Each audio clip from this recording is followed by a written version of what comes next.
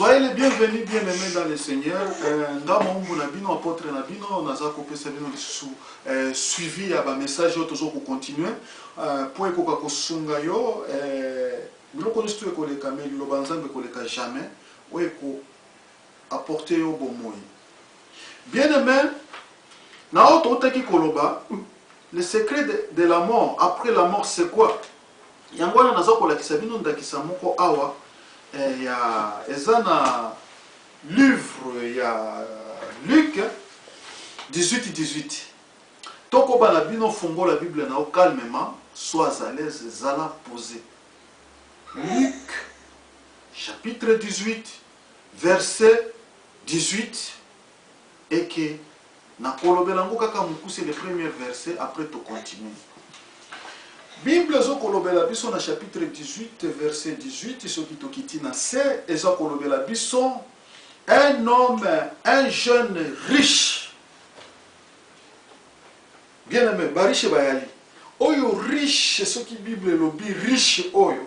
Donc c'est-à-dire que ekumisi nano un jeune riche, il était tellement jeune azaki viete.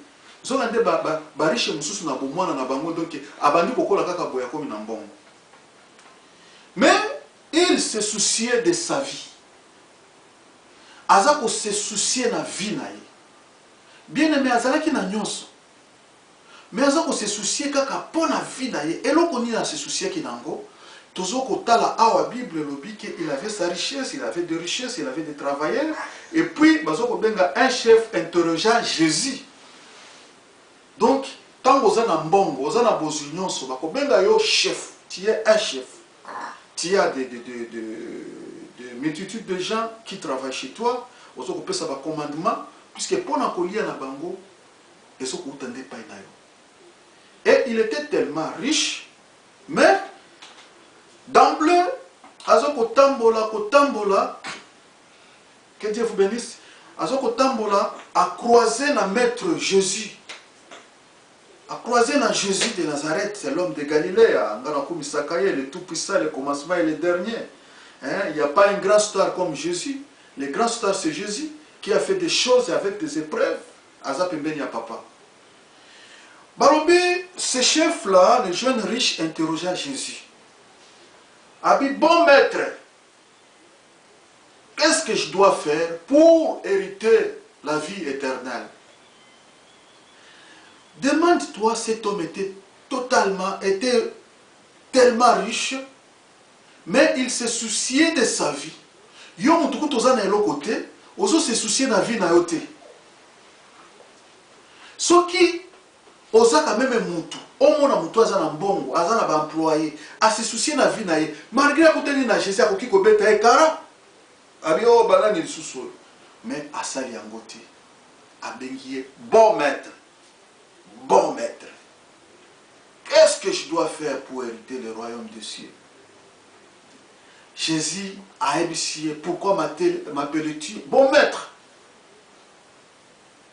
Il n'y a qu'un seul bon maître qui est Dieu. Ah bien non, maître, je sais, je voudrais savoir, je m'intéresse de ma vie. J'ai tout réussi ici sur la terre. Mais il me reste une seule chose. Que ce qu'il me reste, c'est ça ce que je suis en train de chercher de savoir. Qu'est-ce qu'il me faut faire pour hériter la vie éternelle? Jésus lui dit, tu ne commettras point l'adultère. Tu ne convoiteras point. Tu ne déroberas point. Tu ne prendras point la femme d'autrui. Alobi, maître, j'ai tout observé. Et je suis fidèle dans toutes ces choses. Alors, Jésus lui regarda dans les yeux. Il lui dit, il te reste une seule chose. Avec quoi encore? Quand ça la makambo nyosu ya bien, na etaka bambola, na zwaka mwasi ya mutu te, na sala ka boete, na sala ka boete, mais oyebi singa etika linga eloko moko, eloko nini yango? Alobi, vends tout ce que tu as et distribue ça aux pauvres. Oh! Akam. Alobi otushenga penza isika batushaka te. wana nde otushenga penza esika batushaka te. Pourquoi otushenga na poe wana? Ah bien, esali yo pasi. Bible lobi, ce jeune homme demeura tout triste et salié passe condition apesi. Yesu anyatika kabisika wana. Ndeko na ngai molinga mwasi to mobali. Osalaka tout pour Nzambe. O marchaka bien. Mais loko nini ezoko déranger bomo na yo. Bible lobi soki liso na yo eza pona yo occasion de chute. Mieux que o arracher liso wana tikala na moko pour conduire yo na nzela na vie éternelle. Ozana eloko songolo soki ezali kindumba.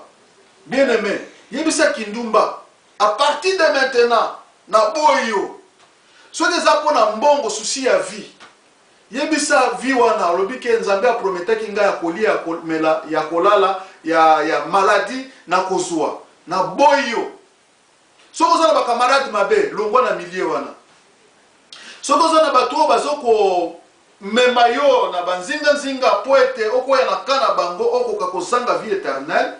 Fais attention, ça va te coûter très cher. Ndima na yo kutu souffrance mais l'andanzela nzambe. La puissance de la résurrection, c'est quoi? La puissance de la résurrection, c'est être saint. Kotambola na bosolo, kobanga nzambe.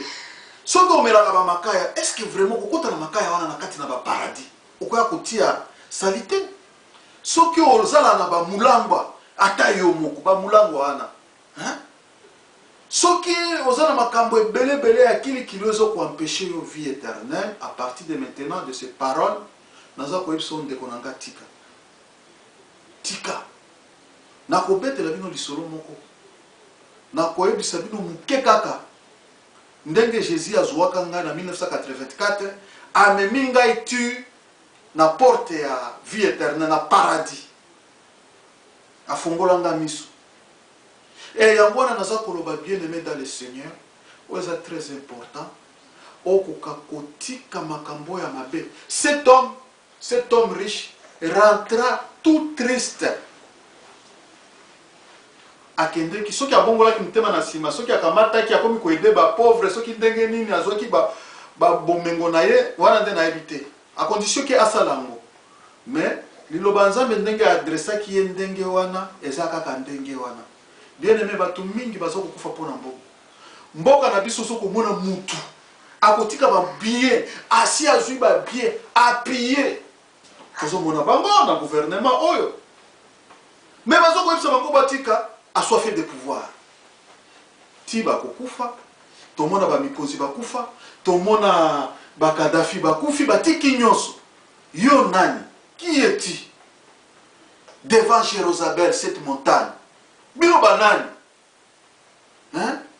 Tu seras aplani. Tu seras aplani. Pour l'ambongo, ba maman na bino, bazo violer bango. Est-ce que vous en avez éternel? Ba mascarade. Et comme quand muke o, toko bomae. L'esprit de Dieu est sur nous. Tozana Nzambe. Nzambe ndi azobatela biso. Yo luka obo mangalelo. Lobi jour yondo kotika na uti koloba awake tu es appelé à passer à la mort et au jugement. Mais quand ko changer de konanga na lingi bino mingi mboka na biso boko ko bongisa nakati ya ba foyer toko ko bongisa nakati ya banzela mususu toko ko bongisa nakati ya ba mabala toko ko bongisa toko lobela mingi sujet oyo ndeme mamu nakati ya vie éternelle puisque jour wana Nzambe azokoloba bakoloba na montagne oyo tombe sur nous po kozala ba mususu bazoli kamino pona kokende na banzela oyo ya kosilisa moi émission oyo eza kitoko mingi pona yo naza kosepela mingi kozala na yo elongo bien aimé nga nazalaka fier kozala mwana na Nzambe. Je suis très fier kobenga mwana na Nzambe na si Jésus azalaki sur yango na atalaki bango abi ne pleurez pas sur moi, pleurez pour vous et pour vos enfants. Ce que vous tambola bien Loba, ne pleurez pas sur moi.